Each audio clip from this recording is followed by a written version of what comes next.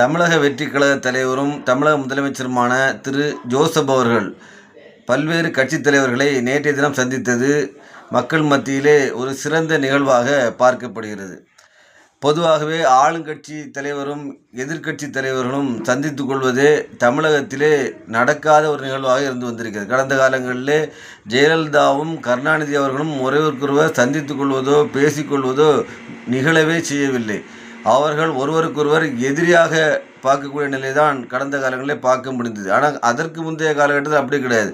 கருணாநிதி அவர்களும் எம்ஜிஆர் அவர்களும் நிகழ்ச்சிகளை சந்தித்து கொண்ட அந்த நிலையெல்லாம் பார்க்க முடியுது. ஆனால் அதற்கு பிறகு வந்த காலகட்டத்திலே அதிமுகவில் உள்ளவர்கள் அதிலே ஆட்சியில் பங்கு வகிக்கக்கூடியவர்கள் திமுக ஆட்சியில் பங்கு வைக்கிறவர்கள் கூட பேசுகிறதே ஒரு நடக்காத ஒரு நிகழ்வாக இருந்தது.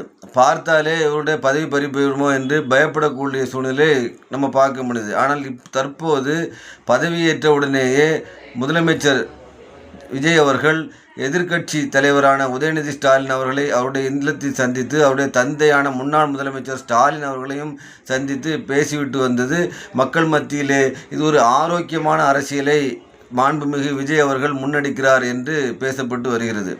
அதோடு நிறுத்தாமல் விஜய் அவர்கள் மற்ற தலைவர்களையும் மூத்த தலைவர்களை சந்தித்திருக்கிறார். மதிமுக பொதுச் செயலாளர் திரு வைகோ அவர்களை சந்தித்து கடந்த கால அவர்களுடைய நட்புகளை பற்றி கடந்த கால அனுபவங்களை பற்றி பேசியிருக்கிறார்.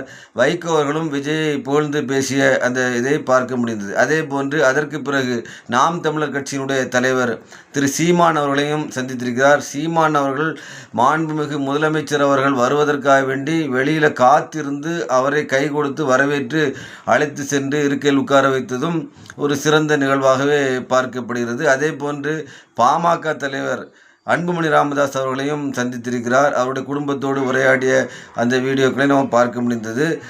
ஆனால் பாமக தலைவர் ராமதாஸ் அவர்களை பார்த்து ஒரு மூத்த தலைவர் என்கிற அடிப்படையிலே அவருக்கு மதிப்பளித்து எப்படி வீரமணி அவர்களை சந்தித்தாரோ, திராவிட கழக தலைவரை சந்தித்தாரோ, அதே போன்று பாமகவுடைய மூத்த தலைவர் அந்த நிறுவனர் ராமதாஸ் அவர்களையும் சந்தித்திருக்கிறார். ஏன்னா ஒரு மக்கள் இன்றைய அரசியல் வட்டாரத்தில் வயது முதிர்ந்த தலைவர்களில் அவர் ஒருவராக இருக்கிறார். அவரை சந்தித்திருக்கிறார், உடல்நலம் விசாரித்திருக்கிறார். ஆனால் அதை செய்யாமல் அவருடைய மகனை சந்தித்திருக்கிறார். இது ஒரு அரசியல் நோக்கமாக தான் அதை பார்க்க முடிகிறது. எப்படியோ தமிழக அரசியலிலே இதுவரை இல்லாத வகையிலே பதவியேற்ற பிறகு முதல்வராக பதவியேற்ற ஒரு ஆளுங்கட்சி தலைவர் எதிர்க்கட்சி தலைவர் பிரச்சாரத்திலே எதிரி போன்று விமர்சனம் செய்த அந்த தலைவரை சந்தித்து பேசியது, மற்ற தலைவர்களுடன் சந்தித்து உரையாடியது ஒரு சிறந்த ஆரோக்கியமான செயலாகவே பார்க்க முடிகிறது.